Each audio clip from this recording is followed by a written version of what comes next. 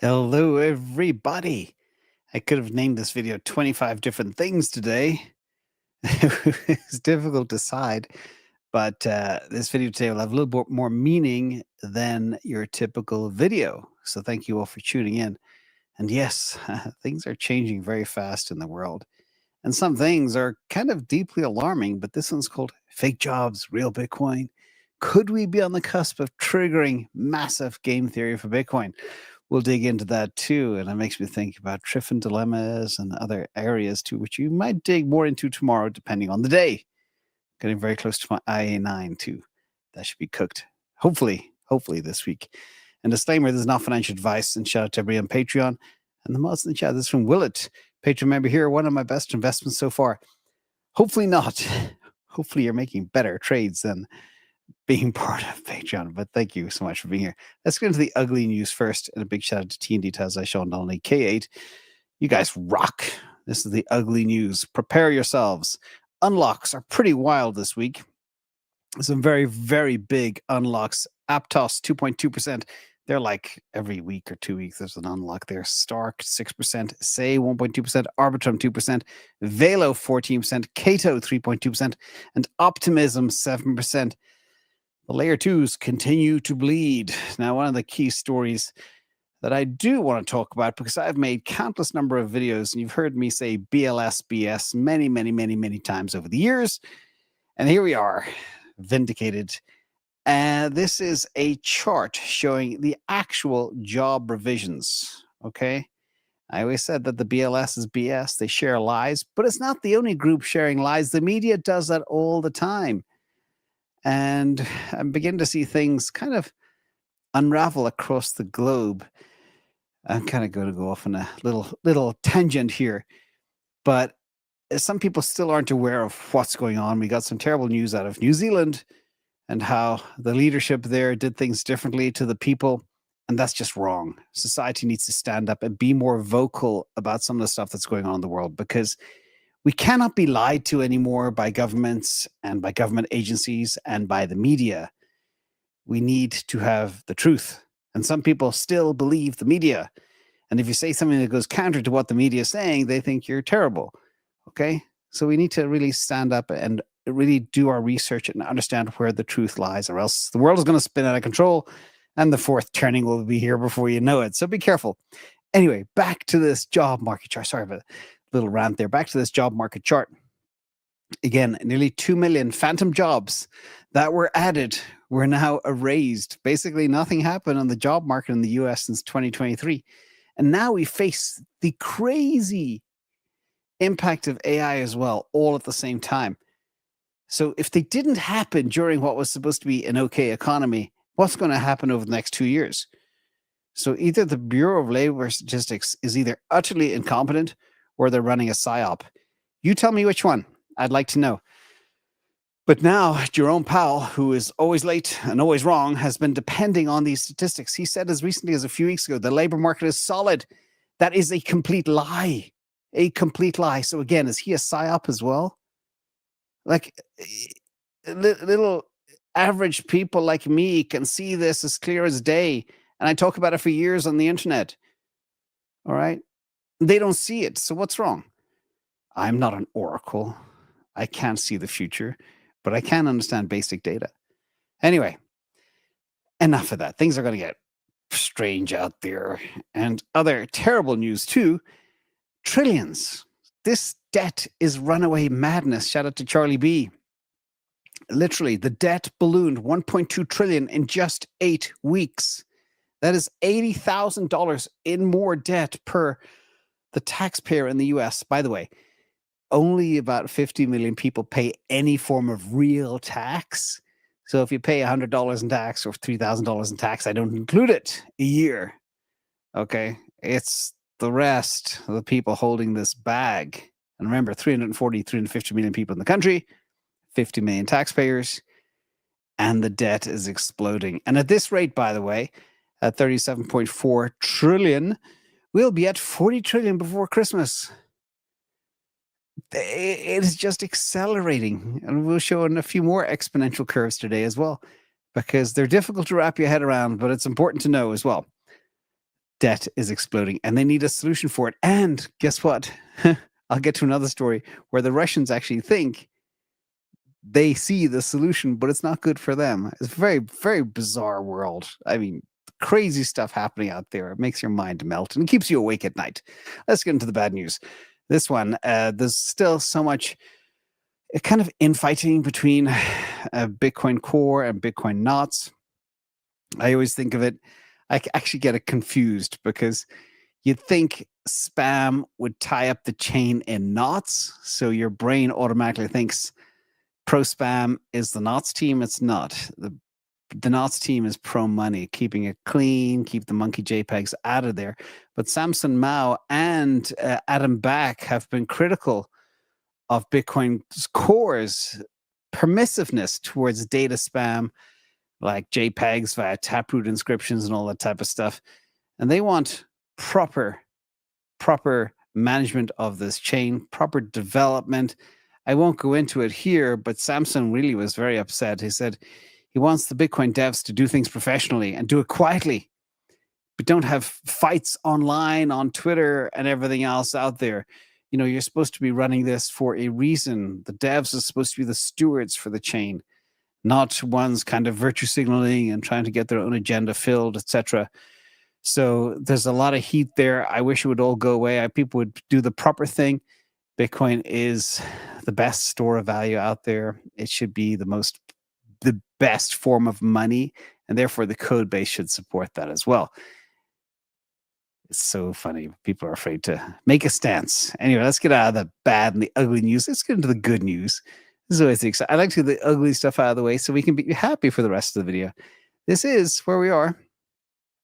September is still strong after our down August. So Rectember that everybody expected has not yet come at all. In fact, stock markets are good too. So the theory that we had our Rectember in August is holding true for now, but I'm not going to count my chickens until we get another 10 days into September, because normally the Rectember part happens in the first 2 weeks. And by the way, for all that thought the US Strategic Bitcoin Reserve was dead, it is not, ladies and gentlemen. Apparently, the US administration is still pushing forward on this concept. This guy's name is Patrick Witt, very witty. And he says a strategic Bitcoin reserve is a top priority for the administration. So they have not forgotten about it. Maybe this is one of the reasons why literally Tom Lee is pounding his fist on the table. $200,000 before Christmas is an easy get, which is exciting. It's nearly a double from here. But game theory. This is the first segment of game theory. Today, we have Kazakhstan, where they do an awful lot of Bitcoin mining. When Bitcoin mining was shut down in China, guess where they went? Kazakhstan. It was close. You know, you got to carry all that rigs and equipment. You don't want to go too far. And they went to Kazakhstan. And now Kazakhstan does a ton of Bitcoin mining, primarily for some of the big Chinese pools. But Kazakhstan's president has ordered the creation of a strategic Bitcoin reserve, which is great news. You know, we have El Salvador, but we need a couple of big nations, especially one that is very into Bitcoin mining too. And the second piece of game theory for today, before we get into the charts, this one, a Putin advisor, again, calls Bitcoin an arms race. And this is what I call game theory on steroids. This could be a very, very exciting time. Remember, it's just one advisor. But what they are now saying, and this has been flying around the internet the last 24 hours, Russia warns the US may use Bitcoin to escape debt. Okay. They had an Eastern Economic Forum, and this top advisor to Putin, his name was Anton Kobyakov, I hope I got that right, claimed the US is planning to make a massive deal with their $37.4 trillion in debt by promoting Bitcoin and crypto through treasury-backed stablecoins. He says the US could weaken the dollar to wipe the slate clean. And this could be similar, by the way, this is a cool piece, similar to what Jason Lowry said in the software book. Shout out to Jason.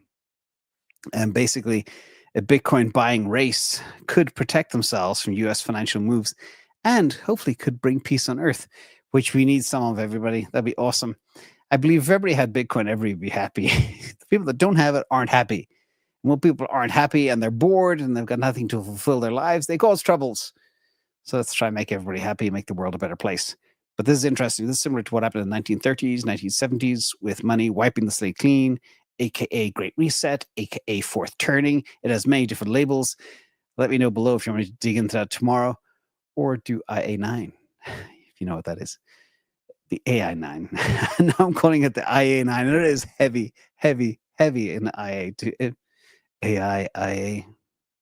It's there for a reason. Anyway, let's get into the charts. This is super interesting if they could pull it off. But there's a lot of other dimensions to it as well, which I've been thinking about a lot. Let's get into the first one. Major Bitcoin bagger Vance, let's call him. Whoever this is, we're not sure. But this is from evidence from Crypto Quant. They found a couple of addresses that have shown zero selling activity, and all they do is stack Bitcoin. They now hold 266,000 Bitcoin as of the 5th of September, and their growth in this bag is remarkable, and they are obviously treating it like some type of long-term store of value. Maybe they're trying to front-run some of this game theory as well. And these are not corporate wallets like a MicroStrategy or whatever else, but that is now a very, very big cohort of wallets that are doing nothing but stacking. Again, while you hear news that, yeah, 2 whales did sell, that's normal this time of year, 100,000. You got other group, entity, country, sovereign, I don't know what it is, stacking 266,000. So they're very happy to buy the whale bags, and the growth is up and to the right pretty fast. Also, where are we now in the cycle? This is from Axel Adler. It's now 504 days since the Bitcoin halving. And it's always good to check in on this to see if this time is different. Again, typically around this time, things get a little bit, hot. Prices spike. Things get very volatile. And in this cycle, Bitcoin hit 70K in March, and then a huge spike in the long-term holder selling. And since then, we've seen 2 more rounds of moderate selling around 98K and 117K. But they weren't as intense because most of the long-term holder selling is done. They took their profits. They got to a new all-time high. And this suggests a healthier, more gradual shift because the institutions are bagging.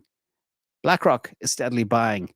Michael Saylor is buying 2,000 to 4,000 Bitcoin a week. And so are a ton of other 160 treasury companies as well. Even after new all-time highs, as Saylor says, he'll always be buying the peak forever. But the question is, will we get to a final peak for this signal, for this actual bull run? And I tried to add a little red chart there on the right. What's next? That could be kind of the time when things get to this signal. And the signal appears when Bitcoin's price is roughly 11 times higher than the average long-term holder cost basis. Remember that metric very carefully. I will remember that metric. And if we get there, that could signal a top, and that could happen in October or November. But we have to wait. If it is anything like the past, there will be that spike. So it'll be pretty easy to see what happens. But there might just be a slow grind up, as I covered a few days ago.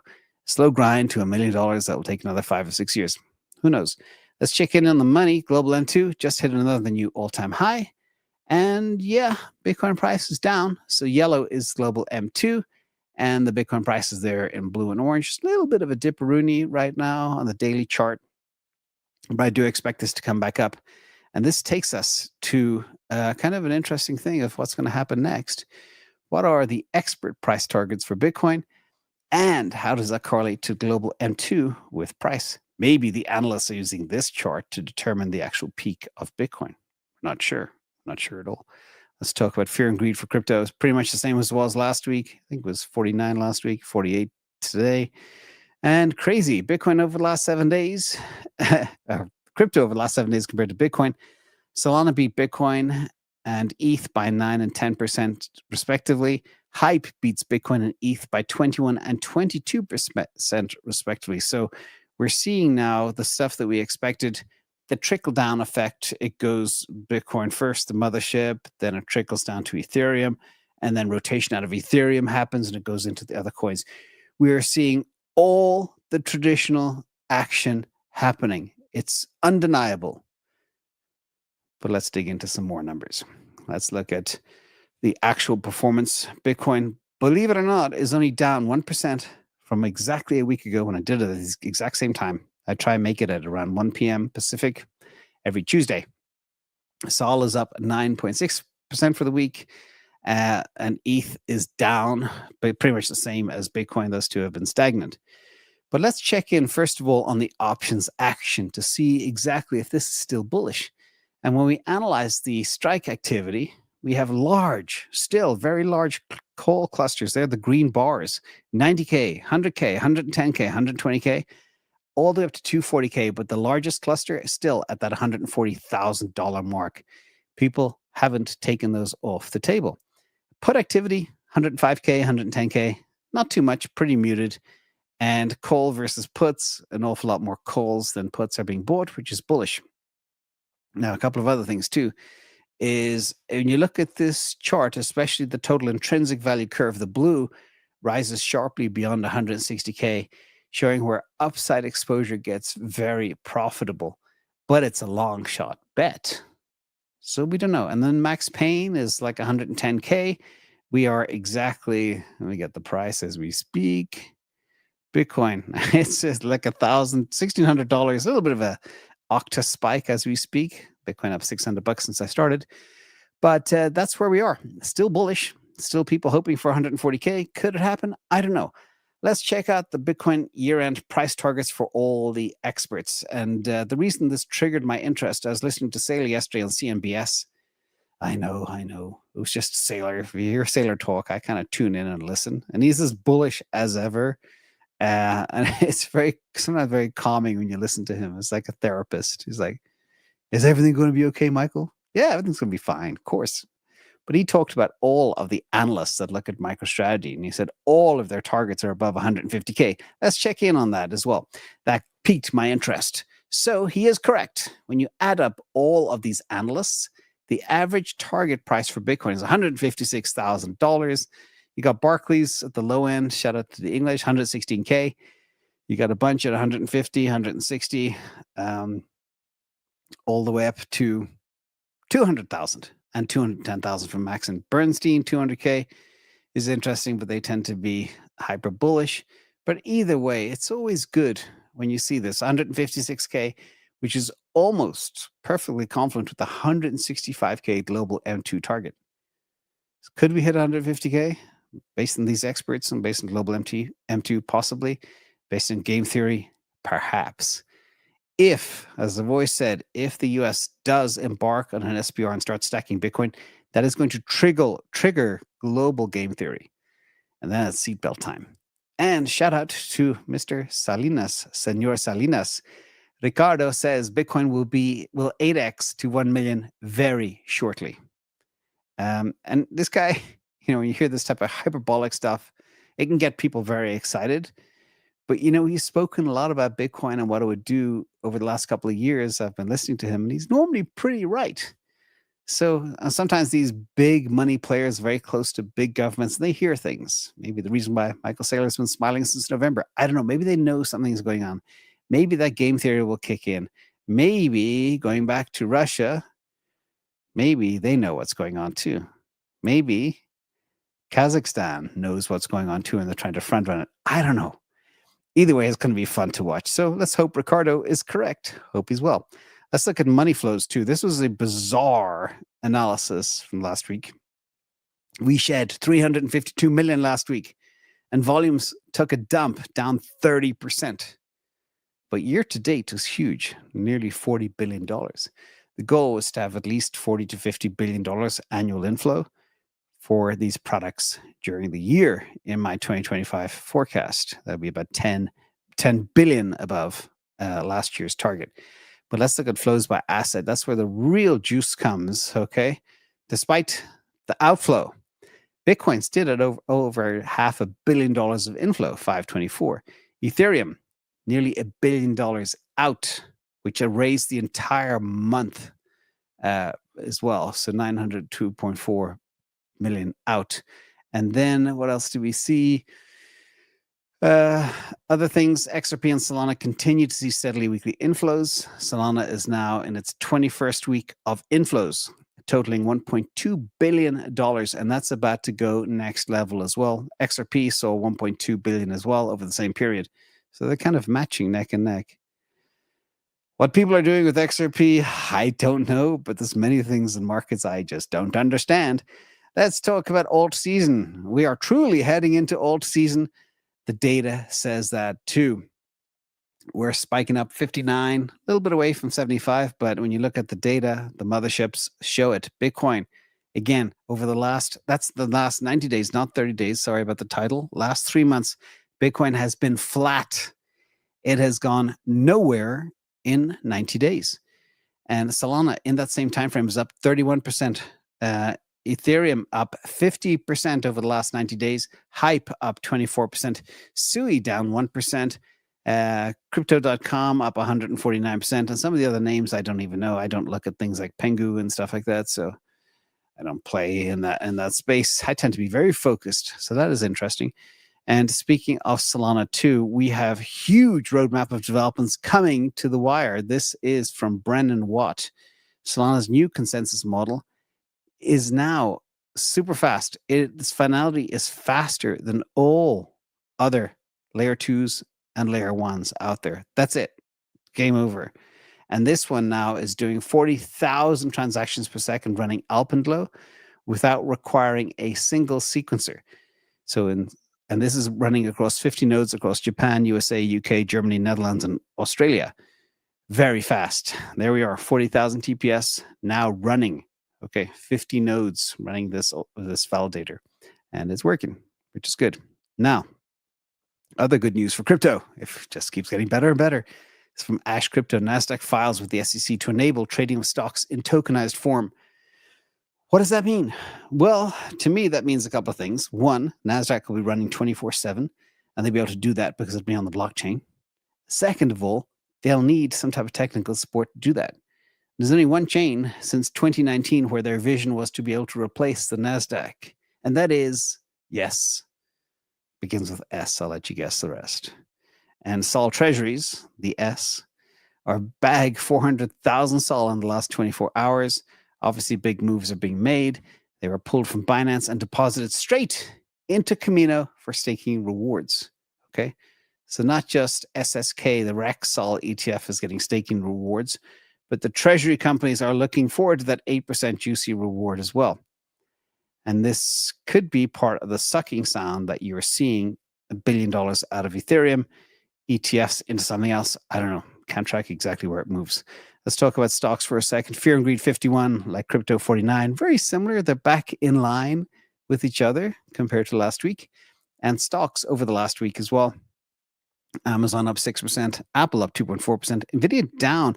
But Nvidia just popped, by the way, just into the market close, shut up $5. So this was taken before that. So Nvidia will be positive for the week. Google up 14.5%. Google is making moves. Meta 5%. And Broadcom also making moves. And Tesla up as well, up 6 or 7% for the week. So not a bad week for AI, considering we're in Rectember. It's not wrecking yet. Fingers crossed. I don't want to tempt fate, everybody. I want people to be aware of that. Now, Tesla had their Megapack show last night at 8 p.m. Pacific, and it showed you exactly how their Megapack business is growing exponentially. They are now doing 36 gigawatt hours. That is a lot of Megapacks, thousands and thousands. I haven't calculated the amount. But the point is just the beginning. They now have the capacity to build 80 gigawatts a year. So they'll be able to double this. And you think, well, will they be able to sell all that? Yes, they will with their eyes closed, because the demand for these Megapacks is insatiable. The total addressable market is 2.3 terawatt hours of electricity. They've done 36. So there's a 64x more growth from here. And that's why years ago in a paper I wrote, easy Megapack, $1 trillion market cap. The Megapack business alone for Tesla, everybody, is worth the market cap of Tesla today. Think about that. They sell these puppies at 31% margin, and they have infinite demand for them, and they can make 80 gigawatts a year. It's you just buy the Tesla stock for just this one capability, this one little product. But there's a lot more that they have under the hood too. And other stuff that Elon is doing, another big disruption, SpaceX, potentially rings the death knell for mobile carriers. They bought Dish Network, EchoStar, Spectrum for $17 billion. The market cap of EchoStar before they bought that was less than $5 billion. So basically them buying their Spectrum exploded the market cap. It's half cash and it is half SpaceX stock as well, which is a great call option for EchoStar too, but I think it's mostly a reflection of the price today. But the thing about this is we know like how many people here in the audience live in a place where there's no cell phone signal, no cell phone reception. I know people that have apartments in San Francisco and there's no signal in the apartment and you're in the middle of a city. Can you imagine that? It's crazy. But what they can do now with their global satellite mesh network, they can bring broadband to anybody. Now they have the frequencies to disperse that cell phone signal to all places on the planet. Okay. In the past, carriers like AT&T, Verizon, T-Mobile, etc., they either own, T-Mobile leases their spectrum plans and they sell you phone plans. They're like resellers of this spectrum. This will do away with all of that. SpaceX will now enable you to turn off your wireless provider and you can just have your iPhone device running off broadband like you do probably at home because you got no cell phone signal in the first place. Or you go out and hike on a trail, no cell phone signal. That's all going to change. It's all going to change. Super exciting. But the disruption is going to be bonkers over the next 5 years. I promise you that. We're going to see, unfortunately, a lot of creative destruction, which means companies will have to adapt or die, reinvent their business model, or go out of business. It's going to be wild. Absolutely wild. We're going to see more change in the next 5 years than we have in the previous 100 years, most probably. Some people say over the next 10 years. I think the next 5 years will be bonkers. I'm finishing with the meme du jour. A little warning goes along with this, kind of tongue-in-cheek. Be careful of treasuries, okay? A lot of treasury companies are zombie companies that are trying to pump their stock before they expire. Worthless. But this is Forest Huddle. They acquired 63,497 sats for $100 Canadian at 157,000 per Bitcoin and has achieved a Bitcoin yield of 69%. Of course, it's a joke. It's got to be a joke. I hope it's not a joke. Either way, I just thought it was so funny for you to be aware of the type of craziness that's happening out there with treasuries. I thought it's hilarious. Treasuries have been good to us, especially MicroStrategy, but beware. And all these videos for less than 10 cents a day, you can get all the slides, listen to a podcast, a written recap, very concise, make sure you didn't miss anything. Thank you all to the team behind that as well. And I hope you all learned something new today. It's a crazy world in which we live in. Rectember is still at bay for now. Enjoy the ride, everybody. The next 2.5 months will be absolutely critical for you to keep your eyes on the ball, ladies and gentlemen. Thank you once again to the mods in the chat. Big thank you to Skipping Stones, to Sir Winston, long-term holder, Mr. Mike Yunka, TBF 430. We've got people in Australia, UK, Europe, Switzerland, Sylvan Musta, GQ Trader, Zeno in the US, and AJ Crypto, Forest, and Swiper No Swiping. Thank you all for coming, my friends. Thank you once again to the mods in the chat, Sean D, TND, K8, and everybody else. Be safe out there. I'll see you tomorrow. Either way, it's going to be a spicy one. Let's see what we do. Let me know below. Bye. I got to figure this out. Ta-da.